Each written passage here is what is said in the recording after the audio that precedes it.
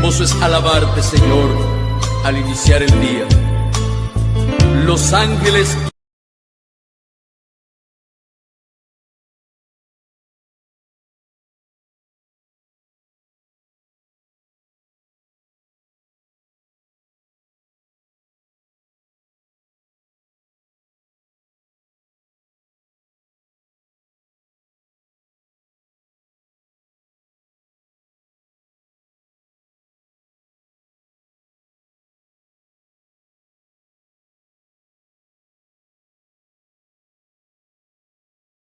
Este documental reflexivo está hecho principalmente para los cubanos que tienen sentido de patriotismo con responsabilidad sobre la nación cubana. Aquellos cubanos que no solo piensan en sí mismos, sino en el prójimo, que no se sienten bien si no hay equilibrio de justicia, que aman a su patria. Recomiendo que aquellos que no tienen esta sensibilidad en el alma, que no lo vean, se van a aburrir. Lo he dividido en 3 partes por su extensión. En ellas están reflejados una parte de los problemas que existen en Cuba producto de la ineficiencia, de la estupidez, de las negligencias del régimen que ha gobernado Cuba durante más de 6 décadas. Todo está basado en la realidad, en la verdad, en lo que se vive dentro de Cuba. Con estas palabras de recomendación los dejo con el reportaje, debate, documental, como se le quiera catalogar. En Cuba no hay crisis, es descomposición, pero no solo descomposición de un régimen social, político, no, descomposición de la nación cubana. Buenos días para todos los cubanos, pero como siempre digo, primero los que están aquí dentro viviendo estas penurias conmigo aquí también, después para los que están fuera y ayudan,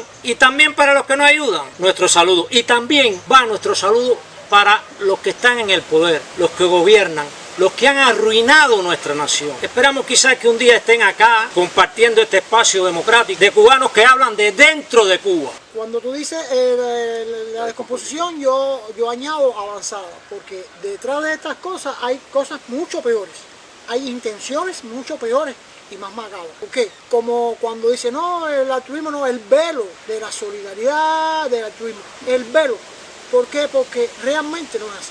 Porque cuando analizamos en la práctica, no en la muela, ni o sea, en la propaganda que el régimen usa para vender estos productos, porque realmente nunca hablan de los beneficios que obtienen a través de la venta del producto del médico, de los profesionales, ¿no? Porque de eso nunca se habló, pero sí se sabía de que ellos cobraban a estos países grandes sumas de dinero como salario para estos profesionales de la salud, que muchos ni siquiera eran profesionales de la salud. Luego, estos gobiernos hablaron sobre ello, como es el caso de Bolivia. ¿Por qué te digo que es una descomposición avanzada? Porque ellos usan la medicina, o sea, la propaganda de que la salud gratuita, la educación gratuita, para vender a profesionales y a muchos que no son profesionales, porque ha quedado expuesto, como antes dije, dicho por las autoridades de estos países, las organizaciones de inteligencia y contrainteligencia de estos países. Porque realmente lo que hacen es hacer tratados secretos en su inmensa mayoría con gobiernos de izquierda, con regímenes tiránicos, dictatoriales de izquierda. Entonces mandan médicos para allá y reciben en cambio de eso gran ganancia, que puede ser en moneda libre convertible y en especies, petróleo, esto, lo otro, porque cuando se hizo el tratado entre Fidel y Hugo Chávez, todo quedó clarito ahí. No, yo te voy a dar médicos, te voy a dar personal, instructores de deporte, y tú a cambio me vas a dar a mí petróleo, me vas a dar... Quiere decir que quedó claro. Pero ¿qué cosa es la Venezuela? La dictadura de izquierda. Lo mismo pasó con Bolivia. Y así, con regímenes de izquierda. No manda esa ayuda a otros países. En primer lugar, los países de derecha, los países del primer mundo, por moral, nunca recibieron este tipo de ayuda. ¿Quiénes recibieron? Algunos países del África, algunos países del Asia, que más jodidos no pueden estar. ¿Entiendes? Que son estos países que por inercia lo han logrado, y empuje lo han logrado colocar en la organización, por ejemplo, de las Naciones Unidas, que hoy forman un sectarismo, que cuando hay que tomar medidas con un país que dice, ¿cuánto levanta la mano a favor? Nadie levanta la mano a favor. ¿Cuántos levantan la mano en contra? Todo el mundo levanta la mano. Pero son países que tienen situaciones serias, políticas, sociales y económicas, y encima de eso no clasifican, porque son grandes violadores de los derechos humanos, que no clasifican para ser miembros de las Naciones Unidas. Y ahí tú lo ves en las Naciones Unidas. Entonces, todo esto va mucho más allá, por eso te digo, descomposición sí, avanzada. También. Antes de llegar al tema del éxodo, muy importante, me gustaría preguntarte cómo es que ha influido todo esto, la consecuencia de todo esto en la corrupción generalizada que existe en el país. Decía el gran Raúl Rivero, periodista y poeta cubano, decía que la corrupción en Cuba se distinguía de la corrupción en el mundo por dos cosas fundamentales. Una, porque era generalmente practicada. Cuando él decía generalmente practicada, se refería a que él compraba unos huevos por la izquierda, ¿no? Un cartón de huevos lo compraba por la izquierda y decía, ¿qué voy a hacer? ¿No? En ese sentido lo generalizaba. Esa era la primera distinción. La segunda distinción que hacía es de que la corrupción era institucionalizada. Es decir, no era que alguien rompiera las reglas del juego y se corrompiera. Era que las reglas del juego estaban escritas para corromper. Cuando el comandante invicto tenía lo que llamaban los recursos del comandante, eso era corrupción. Era corrupción. Eso es una institucionalización, si tú quieres mística, si tú quieres consentida, si tú quieres revolucionaria, de la corrupción. Porque suponía que por la autoridad yo tenía que tener unos recursos, yo podía disponer de unos recursos para hacer con eso lo que se me ocurriera. Agustín, lo que hiciste está bien, toma este carro. Pedro Álvarez, usted se ha destacado, tome esta llave para ese apartamento. O escoja entre estos apartamentos que yo tengo aquí. Estando yo trabajando en la vocacional de Peñas del Río, el comandante hizo una visita allá, que si mal no recuerdo fue con el presidente de Vietnam en ese momento, y quedó bueno, aquello quedó bonito. Vimos una imagen de la escuela tremenda que realmente no tenía, porque se exageró todo. Mandó para allá como 18 carros, entre carros y motocicletas, porque aquello quedó bien. Esa es la institucionalización del fenómeno de la corrupción en Cuba. Permiso. ¿Y a quién se lo dieron? A los que más fuertes suelen aplaudir y que más embellecieron o exageraron la realidad de la calidad que tenía la docencia. Los amiguitos exclusivos de ellos. Eso es. Esa cuenta está sacada hace tiempo. Eso es un punto fundamental, es decir, la institucionalización de un fenómeno que todo el mundo vio como normal. Es decir, la generalizada, yo tengo un normal, yo tengo que alimentar a mi hijo, yo tengo que comprar ese paquete de leche que me están vendiendo y yo no sé de dónde lo sacaron, pero tengo que comprarse porque mi hijo tiene que tomar leche. Ahí yo estoy participando de un proceso y al mismo tiempo lo estoy normalizando. Y la institucional, que es esta la de que por determinado nivel de autoridad yo puedo disponer de recursos como se me antoje, sin rendir cuentas, que es el asunto fundamental de la corrupción. Detrás de esa vienen todas las demás corrupciones. Todas las demás. La que ellos llamaban desvío de recursos, malversación, todo. Y eso ha sido uno de los elementos que también ha erosionado esos llamados valores que ellos propugnaban. Del hombre nuevo, del hombre guevarista, del hombre que no se llevaba absolutamente nada a su casa. Y está claro que cuando no hay transparencia, que es la otra moneda de la institucionalización de la corrupción, usted está asumiendo la corrupción. Porque usted tiene que rendir cuentas absolutamente de los recursos que han sido puestos a su disposición para desarrollar determinada área o para invertir. Y que en realidad área. Eso hay que rendir cuentas, definitivamente, frente a los trabajadores, en la Asamblea Nacional, en donde sea, usted tiene que transparentar cuál ha sido el uso de determinados recursos, de los que entran y de los que se le proporcionan a usted para determinada área. Es que en realidad no son del Estado, porque el Estado no produce. El que produce es el pueblo. Es el pueblo. De hecho, hay un amigo que es liberal y dice, mira, Cuesta, no hay nada como un almuerzo gratis. Aquí hay que pagarlo todo. Eso que te dicen que las cosas gratuitas, eso alguien lo está pagando. Eso es lo que quiero decirte. Y efectivamente, quien produce es el pueblo.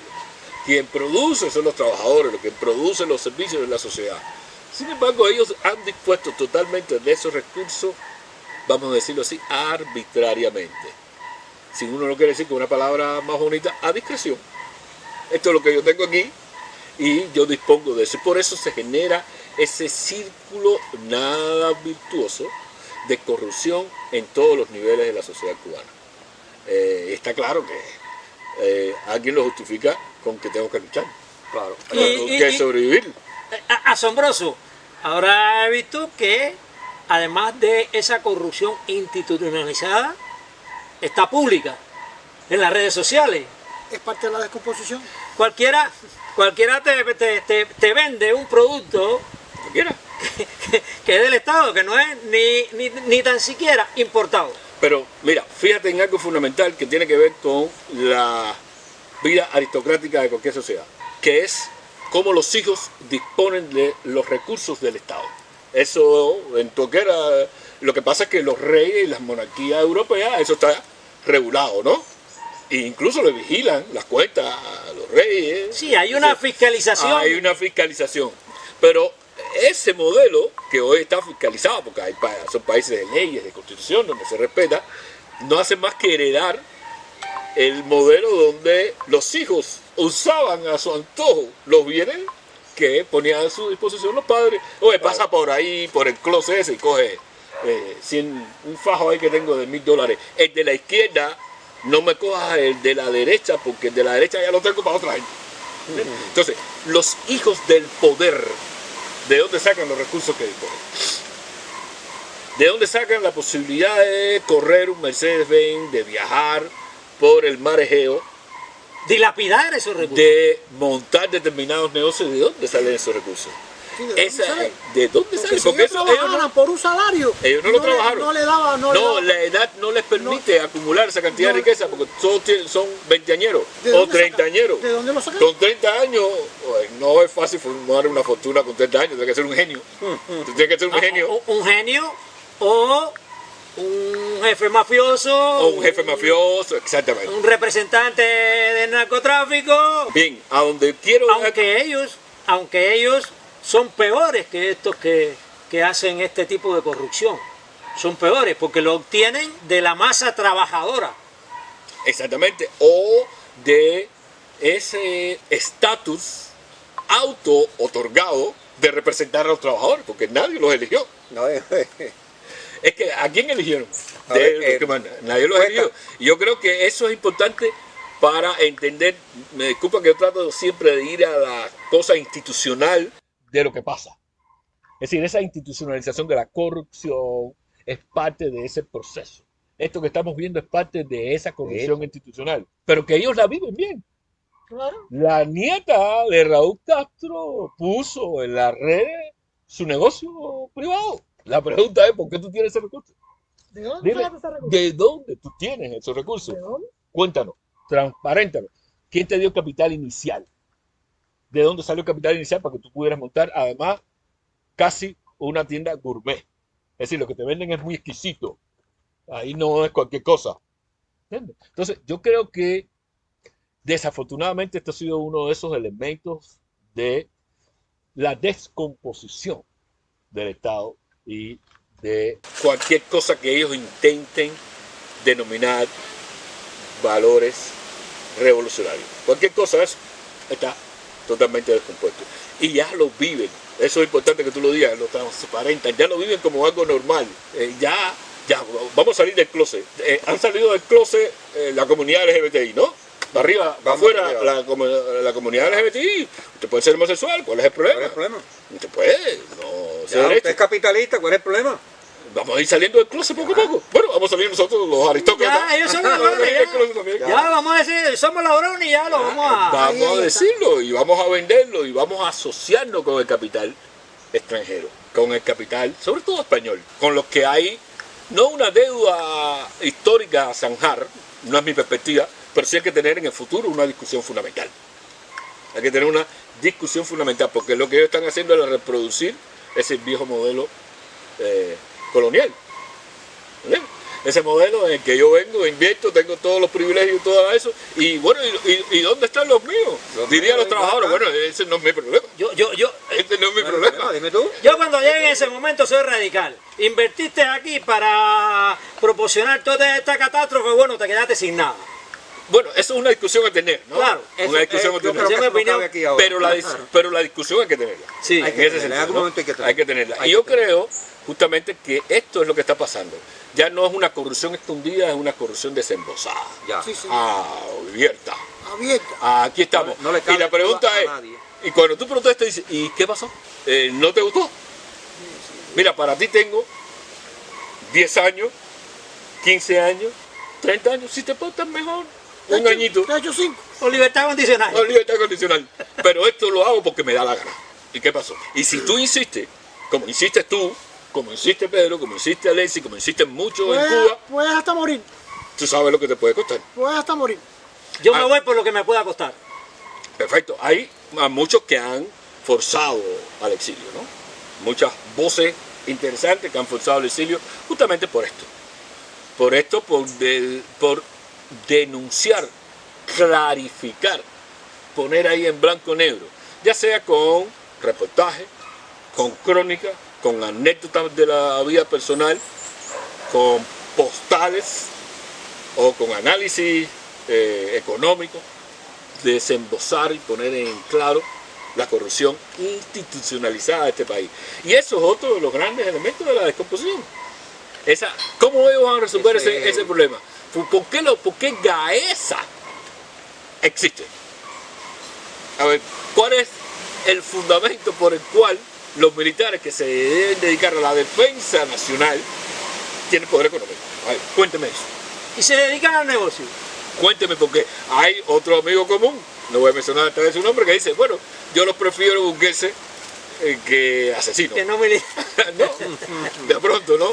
Y quizá metido en este mundo de los negocios, probablemente los tipos se flexibilicen y aflojen, ¿no?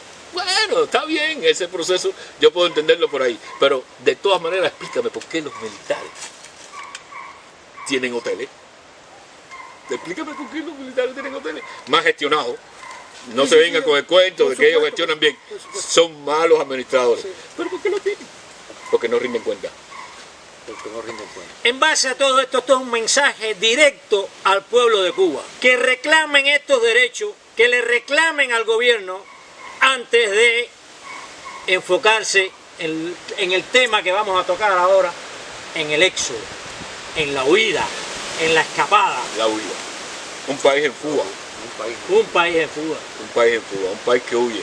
Hay unos datos que supuestamente ya desde que el parol se estableció, hay alrededor de 500.000 cubanos, más o menos, que han entrado a Estados Unidos a partir del parol, Sí.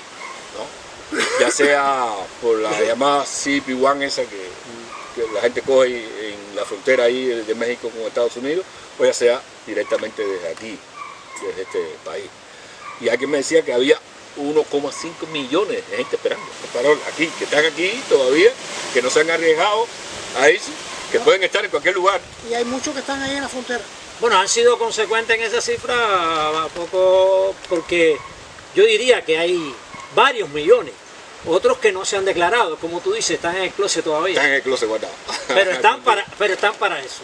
Están para eso. Para eso Y están en asombrosamente, hace unos días se hizo una cumbre en México para los mismos que han ocasionado esta crisis migratoria que hay en el sur de los Estados Unidos ahora, intentar resolverla. Pero son los mismos que la han ocasionado. O se han prestado, inclusive han prestado su territorio para todo este trasiego de personas.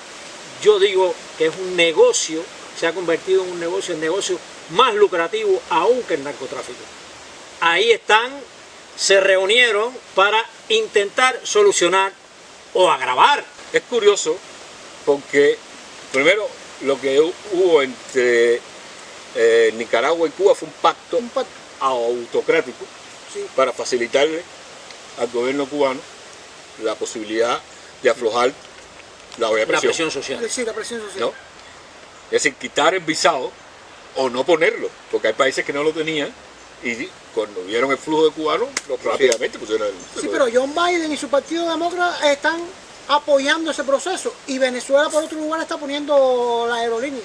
Quiere decir que no es algo bilateral, hay un conjunto de países que están en esto, que por eso que se reunieron ahora.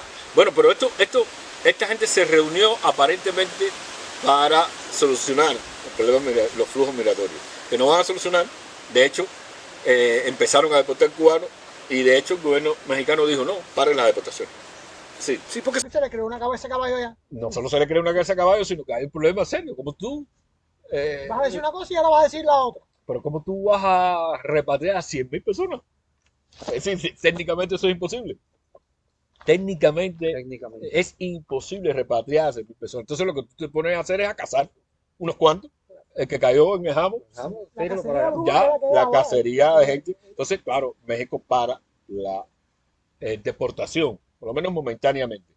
Lo curioso es que parece que la van a seguir utilizando para presionar a los Estados Unidos. Por supuesto. Porque la conclusión de esa reunión a la que tú te refieres es que Estados Unidos debe levantarle el embargo a Venezuela y levantarle el embargo a Cuba para como parte de la solución del problema migratorio.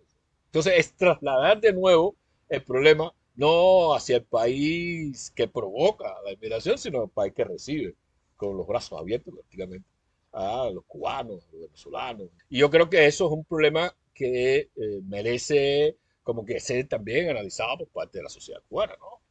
En el sentido de que la solución a los problemas nuestros está aquí adentro. No es la huida.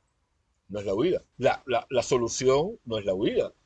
Es imaginar cómo podemos todos aportar justamente para que cambien las condiciones que obligan a la mayoría de los cubanos pensar, ya no irse, pensar siquiera en que la solución está afuera, no adentro, porque hay un número creciente y ahí es donde está la distinción.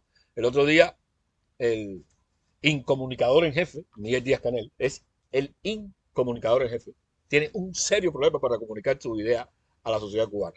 El incomunicador en jefe Se enreda. de una manera increíble. Además, yo el otro día observé un fragmento nada más y decía, pero ¿por qué él lo hace? ¿Cómo tú te vas a poner a regañar al pueblo? Fidel Castro no regañaba al pueblo. Fidel Castro no lo regañaba, le tiraba lisonjas, decía, este gran pueblo viril, este pueblo trabajador, le tiraba lisonjas para que la gente tuviera su autoestima. Y la gente se lo creía, ¿no? O se lo cree de alguna manera, pero él se puso a regañar a la gente, ¿no? Entonces yo le llamo el comunicador jefe, pero Y a llamarle fracasado a los que están allá. eso, tú no te fajes con el que te va a mandar la remesa para la familia que se quedó aquí, porque la remesa es prácticamente tu primera fuente de divisa. Eso lo puedo hacer yo, que no soy en este tema, pero él. Tú estás aquí, tú puedes tirar todo lo que tú quieras, ¿me entiendes? Porque además tú estás sacrificando.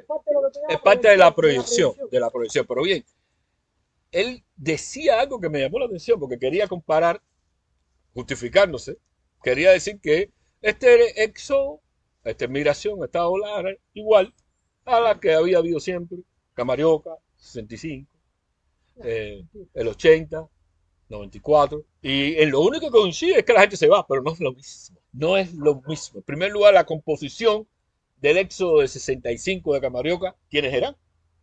Los que habían sido afectados por este proceso, no los beneficiarios de este proceso. Ya. Y ahora, ¿quiénes se van? Son los beneficiarios de este proceso. Entonces, eso es una distinción importante. Segundo, las migraciones anteriores, 94, 80, etcétera, que son las más sonadas, no las cuentagotas, que siempre ha habido, ¿no? Cuando la gente se tiraba por el mar. Las más sonadas, esas migraciones, de alguna manera, también respondían a crisis puntuales. Sí, la del 94, por ejemplo, pleno periodo especial. La del 80 igual. La del 80. La del 80, tú sabes que la migración del 80 fue una migración reflejo. Sí. Es una crisis. ¿Por qué? ¿Qué pasó antes del 80? El año anterior, si recuerdan, no vamos a hacer el privilegio aquí. Recuerden que fue cuando Fidel Castro permitió que viniera la comunidad. Y eso fue un impacto, porque nos habían dicho en todas las escuelas que a los negros les tiraban los perros en Estados Unidos. Y un amigo mío decía, sí, los perros calientes, esto, Y decían, el 80 es el destello, como tú le dices, ¿no? Es la inmigración. Antecedió a llegar aquí la Exactamente. comunidad. La comunidad cubana vienen los familiares, la gente empieza a ver que la gente viene normal, que gente con su producto de trabajo, con el producto de su trabajo. Gente familiares que supuestamente estaban siendo explotados por el imperialismo, son los que te vienen a satisfacer necesidades cualitativas. La gente más o menos se vestía, pero de pronto Sí, que ya- apareciste con el jean, aparecieron los grandes zapatos, Sí, los fue- televisores a colores. Con algo que era normal en otros Que era estados, pero normal. aquí Sí, no. viraron con el nombre cambiado, porque se fueron como contrarrevolucionarios o gusanos y viraron con el nombre de comunitario. Se cambió el nombre de gusano por... a comunitario, exactamente, ¿no? El 80 está claro, el 80 es una reacción lógica, el 80 es nos engañaron Nos engañaron. y nos vamos. Un primer destello. Gracias al aislamiento y a la censura. Exactamente. El papel de la censura. El 94, fíjate que en el 80 es beneficiarios que se sintieron engañados, pero supuestamente eran beneficiarios, Sí. Eran beneficiarios. ¿no? Del proceso. 94, la crisis puntual, la crisis de los 90, la caída del campo Socialista. llamado socialista, etcétera. 94, está claro que esa crisis momentánea de un país que es parásito, está claro que de pronto se pierde todas las cosas y de pronto genera el 94. Pero el éxodo de ahora es un éxodo, por lo tanto, yo no digo que es migración, yo digo que es el éxodo de una nación. ¿Por dónde empieza el éxodo de una nación? Por la mente. ¿Cuánta gente está pensando ahora mismo? La mayoría de las personas, desgraciadamente, El éxito es una mentalidad antes de un hecho, ¿no? Hay un éxodo o éxodo forzado, vamos a llamarle el éxodo israelita, y hay un éxodo voluntario, concientizado, que empieza ¿dónde? Aquí. Y esa estadística no existe, quizás no exista la posibilidad de hacer una encuesta, pero valdría la pena hacer esa Valdría encuesta. la pena. ¿Cuánta gente se sincera y dice mi proyecto de vida es abandonar este país? Yo no sé si lo voy a lograr. Es que en este país los únicos sinceros son los adolescentes que yo los estoy escuchando terminar estudios para irse para los Estados Unidos. Exactamente. Entonces, ya cuando estamos hablando de esta migración, estamos hablando de un éxodo. No estamos hablando de migración, De migración. en el sentido de que responda a una crisis, como los haitianos ahora mismo tienen una migración fuerte porque hay una crisis de violencia en ese país, ¿no? O países donde hay una crisis estructural y hay determinados sectores, los más pobres, que dicen vamos a explorar en el país de la promesa, como los mexicanos que emigran a Estados Unidos, porque son excluidos por el sistema. No, aquí está emigrando hoy por hoy gente que tiene recursos. Sí, gente integrada. Porque para irse hoy por hoy hay que tener dinero. hay que tener recursos. No es como que tú construyes una balsa de 4 palmas y te la arriesgas en el mar. ¿Me entiendes? Es que hay que tener dinero porque hay que pagar una serie de impuestos en el camino. Sí. Tienes que pagar peaje para llegar. Tienes que pagar un pasaje de avión. Es decir, que esto que tenemos es distinto. Yo no sé cómo Incomunicador en Jefe tiene la capacidad de justificarse por este éxodo provocado en los últimos tiempos, pues claro, todo el proyecto, el proceso acumulado de descomposición, etcétera, pero tú tienes que asumirlo en su especificidad, en lo que lo distingue para poder entender lo que tú decías al principio, ¿no? Yo decía al principio, la prensa, la libertad de prensa para tener información, para tomar las mejores decisiones. Mira, aquí tiene un ejemplo de por qué no le conviene la libertad de prensa. Porque tendría que afrontar la realidad de que ahora mismo, si continúa este éxodo, se desequilibra el país. Es decir, el equilibrio de una nación, todas las naciones, todos los países, la gente migra y va y se va a vivir la colonia norteamericana en Cisjordania, no sé, la colonia española en Argentina, la colonia italiana en Brasil, la colonia japonesa. Eso es normal en el mundo, sobre todo globalizado. Pero el éxodo lo que provoca es un desequilibrio de la nación. Lo que no es normal es que sea generalizado. Generalizado. Lo que Ese pasó hace un tiempo atrás en Venezuela, que 6 millones de venezolanos salieron en 2 años. Exactamente, ¿no? Pero todavía 6 millones. el impacto en Venezuela, porque todavía en Venezuela son 20 y tantos millones, ¿no? 20 millones. 20 millones. Entonces, 6 millones Es fuerte, obviamente, pero no es lo mismo 6 millones en Venezuela que 2 millones aquí. Si aquí emigra a 2 millones, yo estoy convencido de que mentalmente aquí hay cerca de 3 millones de gente que está diciendo, de aquí nos vamos, No, de aquí me voy. aquí más de Mi 3 millones. proyecto de vida es este. Eso desequilibra a la nación por el próximo siglo. Porque al mismo tiempo no hay una tasa de reposición. No hay una tasa de reposición, es verdad. ¿Cuántas jóvenes quieren parir? Ninguna, muy pocas. Y hay algunas que están pariendo porque piensan que con su bebé pueden tener mejores condiciones allá afuera. Nos vamos a arriesgar, nos llevamos el niño, ya pongo el niño allí y ya el niño es otra Yo cosa. conozco Pues casos, nada, yo salvo, conozco casos de eso, que se embarazaron aquí, llegaron allá y una de las variantes para quedarse allí, porque si los Estados Unidos usa la política de el miedo creíble, estas personas no hacían nada aquí para salir del país y usar el miedo creíble, usó el embarazo. Yo no veo esto como un hecho así de simple. Yo veo esto que detrás de todo esto aquí hay un negocio de plata, porque ellos están vendiendo a las personas le están cobrando a las personas un pasaporte a un precio elevado. Están cobrando, con lo que tú dices, un peaje, ¿no?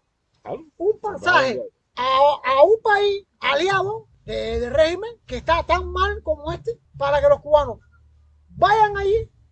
Carísimo, ese pasaje carísimo, anda por los $2.000, con 1.900, 1.800 Por ahí, por ahí. que es más caro ir a Nicaragua, que si tú sales corriendo aquí, da un brinco, posiblemente caigas ahí caigas ahí cerca de la orilla. Que Europa, yo le llamo a eso así, yo le puedo llamar el tráfico de personas. Esto es un negocio de tráfico de personas, donde Cuba, para liberarse de la presión social, está provocando, empujando a que el cubano salga, le abre la puerta, le cobra altos precios por los gastos que tiene que los incurrir, los gastos, pasajes. involucra al país que va a recibir como paso, como trampolín, Como corredor. usa a Venezuela, que es la que pone la aerolínea, y entonces hay peaje por ahí para allá hasta que llega a México. Otro aliado más. Si analizamos detrás de todas estas cosas, porque no es primera vez que vemos esto, lo hemos visto en otras ocasiones. ¿Qué pasó cuando el gobierno de Donald Trump le enviaron para allá una cantidad de caravanas creados por estos países de izquierda que son dictadores asquerosos, son unas dictaduras? Aunque se baña con buen jabón. Sí, se daña muy bien, pero por dentro no, la rapiña que tiene adentro no, nada más que la puede librar, mira, Dios, pero por eso tienen que arrepentirse. Hay tráfico de personas, hay un negocio detrás de eso. Por eso es que ahora cuando esta gente se reúne, ¿y quiénes fueron los que se reunieron en la cumbre esta en México? ¿Quiénes fueron? Los causantes de este negocio. Entonces, ellos están buscando la manera de ponerse de acuerdo cómo van a continuar traficando cubanos, mexicanos y bueno, de otros países también porque han involucrado. Pero fíjate que todo esto es con la anuencia política, con la anuencia de fronteras abiertas de los Estados Unidos. De los Estados Unidos no, hay que poner nombre y apellido, te lo he dicho 1000 veces. Partido Demócrata y John Biden, eso pasó también cuando el presidente Barack Obama. Es un partido de izquierda, un partido que ha reforzado, que ha financiado, que ha llevado a cabo políticas para que este régimen permanezca. No te olvides que fue el Partido Demócrata quien negó la ayuda que tenía que recibir la Brigada 2506 de asalto cuando Bahía Cochino. No te olvides de eso. Hay que verlo con un poco de visión política, de estrategia política de la izquierda para seguir en el poder de las dictaduras, para blanquear un poco y lavar un poco la sangre que hay en sus manos. Yo he llegado a la conclusión de que se han confabulado Claro que están confabulados. todos estos Y países, la cumbre Nicaragua, acaba de ponerle escudo. Venezuela, se han prestado, Están lucrando con el sufrimiento del pueblo de Cuba. que se han prestado para hacer puente con vistas a crearle una crisis a los Estados Unidos, que desde luego se la han creado, han logrado su objetivo. Entonces ahora pretenden, son el problema y pretenden resolver el problema. En todo esto está la manipulación del ser humano con toda indolencia, porque Son criminales. los que están ahí en la frontera, los que han muerto, los que están ahora mismo en los Estados Unidos en esa incertidumbre de su estatus legal ahí, son los más pobres, los más humildes, los más necesitados. Y han manipulado toda esta masa con indolencia, donde están manipulados niños, jóvenes, adultos, ancianos, mujeres y hombres. Sí, es una masa poblacional muy heterogénea, muy diversa. Es Eso, de arriba abajo, de abajo arriba, porque además sí, es verdad que la mayoría de los que se han ido, por supuesto, por una razón casi biológica, son jóvenes entre 18 y 45 años, ¿no? Es grueso, fundamental. Pero se han ido también personas de todas las edades, de 60, de 70 años. Hay anécdotas abuelas que llegan allí jadeando. para mí, todos estos presidentes que se han reunido allí no tienen ni una pizca de vergüenza, de verdad. Ese es mi pensamiento personal. Hay algunos, hay una reunión, la reunión fue de 14 mandatarios, alguna cosa así. Hay mandatarios estos del Caribe que fueron justamente porque para darle un enfoque regional al tema migratorio, ¿no? Pero que no se han comportado indecentemente con la situación migratoria, excepto el hecho de que, sobre todo en algunas islas estas del Caribe inglés, maltratan bastante a los migrantes, ¿no? Los maltratan, los llevan duros, los llevan recios, pero al mismo tiempo abren, eso se conoce poco, pero al mismo tiempo abren posibilidades de que la gente haga denuncia a la policía por aquello del trato migratorio inhumano, ¿no? Porque hay Sí. unas leyes sanitarias. Ahí los 4 jinetes del apocalipsis son... Sí. Dilo con nombre y apellido. No, claro que lo voy a decir con nombre y apellido, no tengo problema con eso. Daniel Ortega, Maduro, López Obrador, Díaz Canel y López Maduro Obrador. y Esos son Díaz los Canel. Esos son los 4 jinetes. Repítelo. Los 4 jinetes de este apocalipsis son Nicolás Maduro, Daniel Ortega, eh, Manuel López Obrador y Miguel Díaz Canel, ¿no? Son los 4 jinetes del problema. Tratan de dar una imagen, que sea, pero no son. Quizás López Obrador se destaca por ser alguien muy populista, mucho, que tiene mucha gente que le sigue, es verdad. En México el nivel de popularidad es alto, pero no lo que los hace coincidir a los 4 que no son estadistas. Es decir, no son gente que tiene visión de Estado. Y lo que hacen es exportar el problema. Uno de los elementos de la falta de visión de Estado es cuando se exporta el problema. Exactamente. Exactamente. ¿Cuál es el problema? El vecino.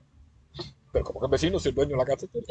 Ahí está. ¿No? Entonces, lo elemental, ¿no? Entonces, coinciden los 4 que no tienen visión de Estado, porque bueno, tienen una visión de que el país les pertenece, esto es una propiedad privada de nosotros, y hacemos lo que nos da la gana y el que no les guste que se vaya, ¿no? Exactamente, o que se cae. Guárdate tus pensamientos, díselo tú. Llegan al nivel de cinismo, tú sabes, cuántas veces la policía no te ha dicho, no me importa lo que tú piensas, lo que quiero es que no lo digas. Exactamente. Eso es cinismo, profundamente, porque tú no puedes romper la continuidad material del pensamiento, que es la expresión. Tú piensas de una manera y lo dices, eso es automático. Eso no. Entonces, ellos justamente tienen este serio problema y han exportado el problema a los Estados Unidos. Entonces, tú no resuelves tus problemas aquí y culpas al que recibe, que la política puede ser criticable, ¿no? La manera en que los Estados Unidos están manejando el tema migratorio en su política interna. Claro. No, eso merece una seria discusión. Bueno, los Estados Unidos la tienen, ¿no? Allí tienen esa seria discusión. Pero la pregunta siempre es, ¿de dónde es que se va la gente? No hacia dónde va la gente. ¿De dónde es que se va la ¿De gente? dónde es que se va la gente? Entonces, cuando tú preguntas de dónde se va la gente, viene a la segunda. ¿Por qué? Porque es verdad que donde más facilidades hay es hacia los Estados Unidos. Pero la gente no solo se va a Estados Unidos. No. Se va a España, Ahí, se va a Alemania, se va a Italia, se va a Guyana, se va a Brasil, se va a Chile, porque las comunidades cubanas en todos esos países es numerosa. En relación con Cuba, cualquier nacionalidad conviene. Por eso, por ejemplo, la comunidad cubana en Chile es poderosa, es numerosa, hay una cantidad de gente tremenda. Ellos, si les dan una provincia esa ahí, tú vas a ver el número. Y en Argentina también, en Perú. En Uruguay, en la misma Colombia, en España ni hablar, en Costa Rica. Hasta en Ecuador, Italia, hasta en Ecuador la hubo hubo. una importante comunidad. Es decir, la Ahí pregunta todavía. es siempre, Ahí todavía. ¿de dónde se va la gente? No hacia dónde va la gente. Para preguntarte por qué se va. Bueno, se va porque tú insistes en presidir darle continuidad de una manera bastante mediocre, por cierto, darle continuidad a un modelo agotado. Tú A un insistes modelo que, como decimos, no sirvió. que no sirvió, No sirvió. que no sirvió, como dicen No en el sirvió. barrio. En Guanajuato lo dicen así, ¿no? No En Marianao también. Sirvió, En no Santa sirvió. Habana sirvió, No sirvió. le dicen los dos. No, no sirvió. Oye, no sirvió. Bro. No, como dicen algunos, no sirvió, bro. Ya Bendito, con eso, bendito. con esto corta. Y entonces yo creo que ahí es donde hay que tratar de virar la tortilla al análisis interno y que los cubanos miremos hacia adentro. No hagamos lo que hace el Estado. El Estado dice, voy a exportar el problema. Los cubanos dicen, voy a exportar la solución. ¿No? Tú exportas el problema a través de mí porque yo estoy exportando la solución. ¿Cuál es la solución del problema? Para Estados Unidos o para España. No. Hay Bueno. que solucionar el problema aquí, en Cuba. Y en eso yo siempre te he seguido ahí, a pie juntilla ahí.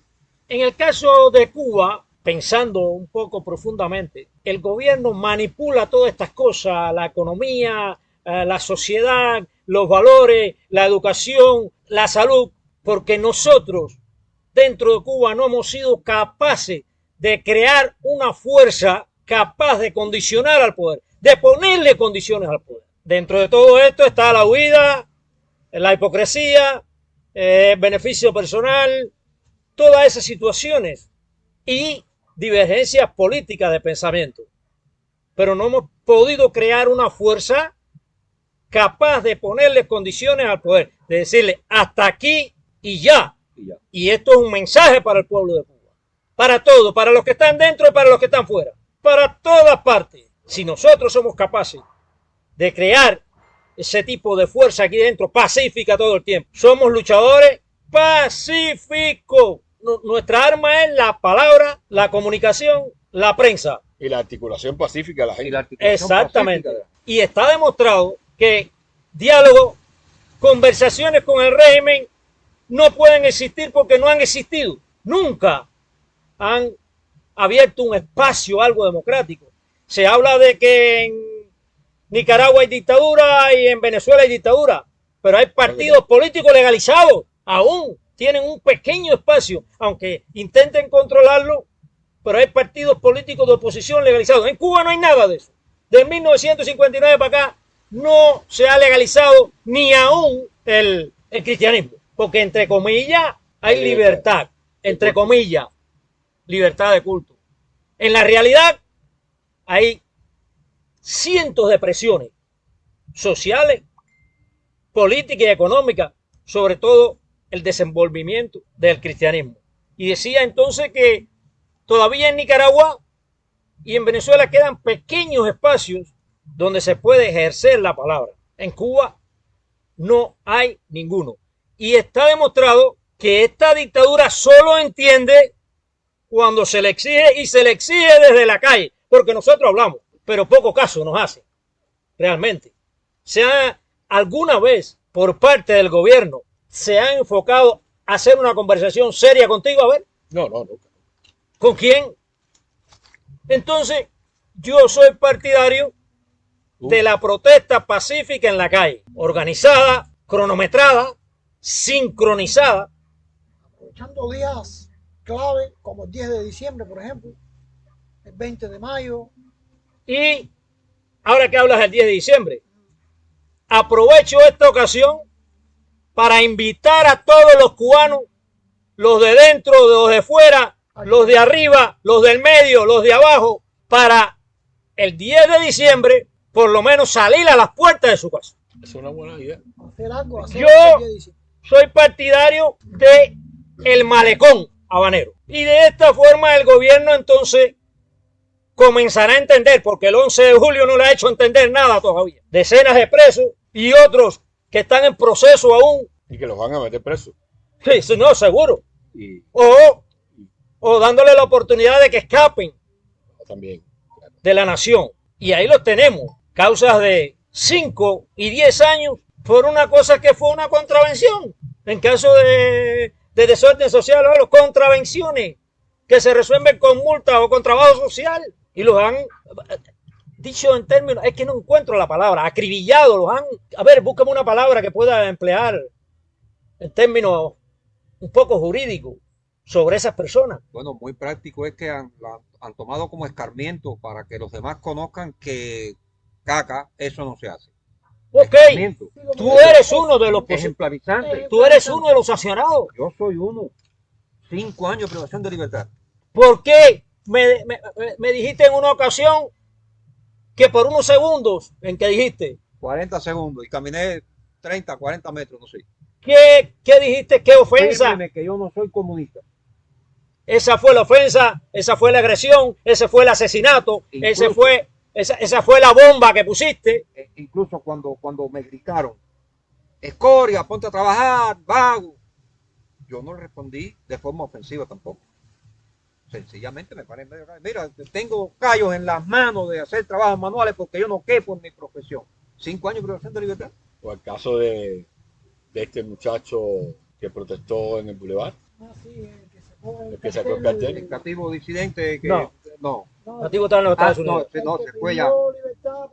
Bueno, ese también fue un caso del cartel y para allá y las cosas que pasaron. Yo quiero hacer una pregunta bien interesante y hacer un proyecto de respuesta. La pregunta es, ¿qué vamos a hacer? ¿Por dónde empezar? No, porque esto se viene haciendo hace mucho. Yo creo que el pueblo no tiene una coordenada, yo he insistido mucho en eso. ¿Qué vamos a hacer en las circunstancias actuales? Porque hay 3 cosas que son irrevocables ya. La descomposición, como decía Cuesta Morú, la descomposición del sistema es irrevocable. El éxodo va a seguir ocurriendo. El descontento va a seguir ocurriendo. Y la desmoralización del régimen y de los dirigentes va a seguir ocurriendo de forma progresiva. ¿Qué vamos a hacer bajo estas nuevas circunstancias? Como fue en su tiempo Espacio Abierto, como fue lo que hizo Rodile, como fue lo que hizo Antunes, como lo que hicieron las damas de blanco, cómo adecuar eso a las circunstancias actuales. ¿Qué voluntades debemos unir? Debemos juntar. Esa es la pregunta. Mira, eso que hacía referencia, ¿sí? ¿Cómo llamar a lo que intenta hacer el gobierno? Yo creo que es con la lucha pacífica, ¿verdad? Yo creo que es un intento de pulverizar el ejercicio cívico de los derechos humanos, un nivel de destrucción para convertirlo en polvo. Y entonces, por eso castigan más duro las acciones pacíficas que las acciones criminales, en términos de proporción. Mira el caso de Luis Robles, que salió en defensa de el rapero Solís, que estuvo en prisión, del movimiento San Isidro, con un cartel. Fíjense toda la dinámica de su protesta. Es un cartel pintado, un hombre solo, en silencio. No llamó a nadie a protestar. No rompió nada. No vandalizó, no tiró piedra, no vandalizó, no hizo absolutamente nada. Es una acción pacífica clásica, de la que aparece en la primera página de cualquier manual de lucha cívica. Lo más sencillo. Y lo condenan duramente, no solo a 5 años de prisión, que es su caso, sino a maltratos dentro de la prisión del Combinado del Este. Lo condenan como una acción criminal. Lo Tortura condenan física y psicológica, que para como una acción criminal. Entonces, en esas circunstancias, y se empata un poco con lo que está demandando, ¿qué hacer? ¿Cómo hacer? Frente a un régimen que, por alzar la voz, te condena. Aymara Nieto no salió ni con cartel ni con nada, fue detenida en la puerta de su casa. Aymara Nieto Muñoz fue detenida en la puerta de su casa. Hay un video incluso que muestra cómo fue detenida. Y cuando llegan a la unidad la están acusando de que agredió a la policía. O el caso de Cici Abascal, esa joven en Matanza, en Carlos Rojas, pueblo de Carlos Rojas. Una joven valiente, hija de activistas, que salió simplemente, pero no dijo una sola palabra. En aquella manifestación solo estuvo allí, acompañando al pueblo. La condenan a hacer. ¿Cómo se llama? Ferrer? Salió de su casa. O sea, Daniel y Forel al doblar doblar la esquina. la esquina. Él no llegó a ninguna No llegó a manifestación. ninguna Él no- Luis Manuel Otero Alcántara y todos los que están presos justamente por solo ejercer derechos cívicos de una manera pacífica, Pacífica. porque los derechos cívicos solo se pueden ejercer de manera pacífica, Sí. porque la civilidad es pacifismo. Es pacifismo. Entonces, un régimen tan duro, que se comporta así tan duro, que hizo cosas peores, o hizo cosas peores, Para no, alcanzar el poder. hizo cosas malas para llegar al poder, Son cosas malas. claro, porque decir que son peores es Que suponer es que mala, estas acciones es son mala, malas sí. en algún grado, y no es el caso. Esas son acciones cívicas. Hizo cosas malas para llegar al poder, pero malas, desde secuestrar a un piloto de automovilismo hasta poner bombas. La noche famosa, las 100 bombas, Las 100 bombas. de Está Curita, fuerte. El famoso Eso está curita. del famoso Curita. Entonces, Está fuerte. cuando una revolución no permite que los jóvenes hagan otra revolución, esta vez de manera pacífica, esa revolución está muerta. Está muerto. La contrarrevolución, justamente para poner en los términos de ello, tú hiciste algo muy valiente, que es asumir psicológicamente que tú eres un contrarrevolucionario Siempre específico de la revolución de de la Fidel Castro. revolución de Fidel Castro. Y eso es importante, porque es la manera necesaria que tenemos que asumir el uso del lenguaje del otro. Cuando el otro te trata de insultar desde su vacío político, usted asúmalo, porque el otro te está insultando desde una revolución vacía como contrarrevolucionario. Asúmelo, como lo asumo yo también. En términos políticos lo asumo y vamos a la discusión. ¿Somos contrarrevolucionarios? Vamos a empezar a hablar ahora. Y un Ahora detalle, es cuando empieza la conversación. Entonces, yo creo que es importante tener en cuenta el contexto en el que estamos luchando para poder responder a la otra pregunta de cómo articular a la ciudadanía para el cambio. Porque de alguna manera el gobierno, que no es un gobierno de calidad en el sentido intelectual y político de la palabra, pero sí tiene la intuición de que no puede permitir lo que permite Venezuela. Porque mira Corina Machado. No puede permitir lo que Daniel Ortega trató de permitir en Nicaragua. Porque le salieron religiosos. Exactamente, el conflicto que conflictos, se le ha se le creó. formado. Entonces, ellos tienen la intuición de no permitir esa articulación que es importante. Yo entiendo y creo que hay que hacer, pero también hay que analizar el contexto en el que hay que hacer para poder tener éxito, porque hay que ser eficaz. No solo protestar simbólicamente, sino que hay que tener un nivel de eficacia para poder articular un número interesante, importante de ciudadanos y emprender una lucha por el cambio democrático frente a un régimen vacío. Es un régimen vacío, eso no tiene ninguna discusión. No saben hablar, no tienen inteligencia, no tienen ideas claras, no tienen proyecto de país. Ese fracaso, esa es una proyección, eso que llaman fracasado. ¿Por qué tenía la palabra incorporada de fracaso? Porque los fracasados son ellos, la tienen incorporada. Él dijo anteriormente, a mí me dio una risa aquello, que él practicaba el Ubuntu, quiso decir, que es una filosofía africana muy interesante. Pero como la practica, se equivocó y dijo que practicaba el Ubuntu, ¿no?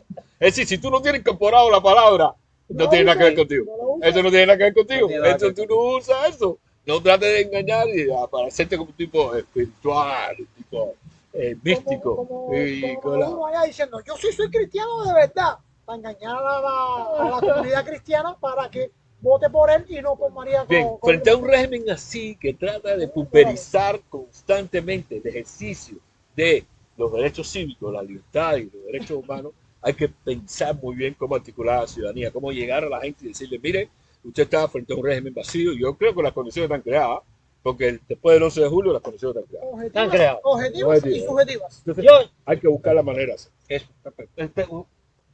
las condiciones están creadas no porque las creamos nadie. Las condiciones ya acontecieron. El derrumbe económico, el derrumbe moral, el grado de convencimiento ya de la población en sentido general, el grado de convencimiento de los propios dirigentes y militares. Ahí no hay que explicarle nada a nadie. Entonces yo quiero hacer una salvedad antes de hacer como especie un comentario de qué hacer. No olviden que ellos necesitan que seamos violentos. Tendrían la justificación.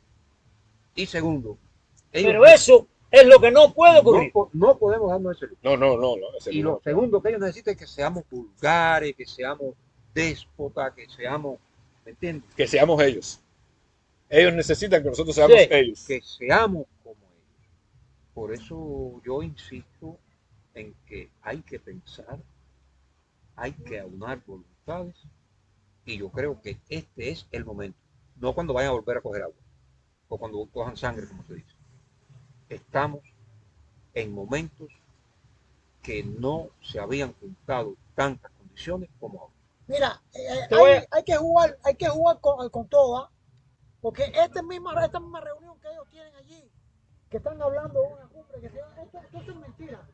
Esto es un doble rasero, un doble discurso, típico de ellos. Al régimen no le conviene que John Biden empiece a mandar cubanos para acá, repatriar cubanos para acá, como tampoco le conviene, o mucho menos le conviene, que López Obrador mande para acá a los cubanos, porque ya ellos salieron de estos cubanos que eran en potencia la presión social capaz de crear un estallido. A él no le conviene, por eso es la reunión, eso, pero además a ellos, porque para pensar lo malo y elaborar planes malos y esas cosas, ellos tienen el número 1.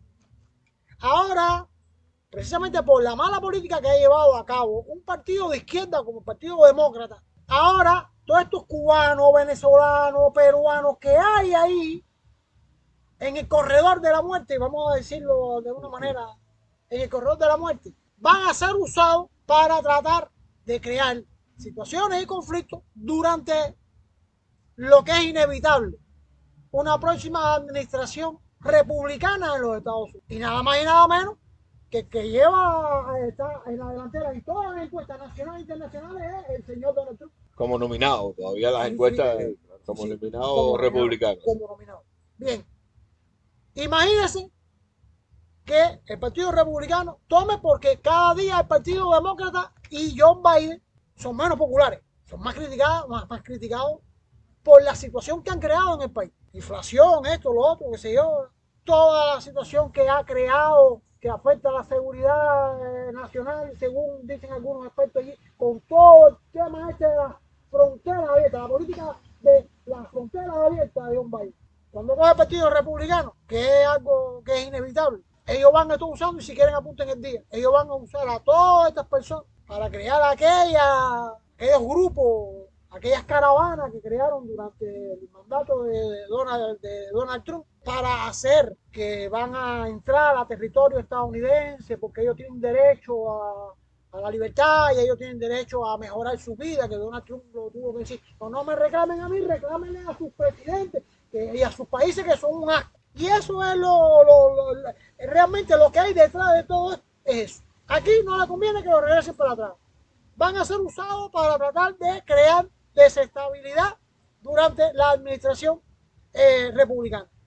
Y eso es lo que viene, ese es el panorama que viene, y estoy casi seguro, apunten el día de que eso viene. Tú decías, Pedro, que qué vamos a hacer. Bueno, en sentido personal, yo sí te digo lo que yo voy a hacer. El 10 de diciembre, o estoy en la calle o estoy en un calabozo. Eso es lo que yo voy a hacer. Por cubano, por patriota, por pensador diferente, por periodista independiente, por hombre que de su cerebro nadie se adueña, y por cristiano. Ahí estoy. Lo otro, como decía Cuesta, es un proceso pensarlo, pero tenemos que irlo haciendo ya. Ya, Definitivamente. ya tenemos las condiciones, ya las tenemos ya. Definitivamente. Bueno, este es el mensaje de cubanos de adentro y de abajo, que cubanos de adentro y de abajo no es Pedro, no es Cuesta, no es Alexis, no es Agustín y otros que participan en este espacio democrático. No, nosotros llevamos la voz de cientos de miles de cubanos que no se atreven a definirse, que no se atreven a hablar o que hablan en su círculo íntimo. Y aún la palabra de muchos funcionarios que están en el gobierno, pero que tampoco se atreven a definirse. Que tengan buenas tardes, hasta la próxima debate, conferencia, conversación. Y siempre estamos dispuestos a invitar a alguien del gobierno que quiera participar. Nosotros no hacemos como la dictadura, que no permite que nadie en sus reuniones, en su mesa redonda o cuadrada o retonta, como le dicen muchos, no invitan a participar a nadie de pensamiento diferente. Nosotros sí invitamos. Como si quiera el presidente Díaz-Canel venir aquí y rebatir todo esto que hemos dicho sobre él. Bueno, que tengan buenas tardes todos.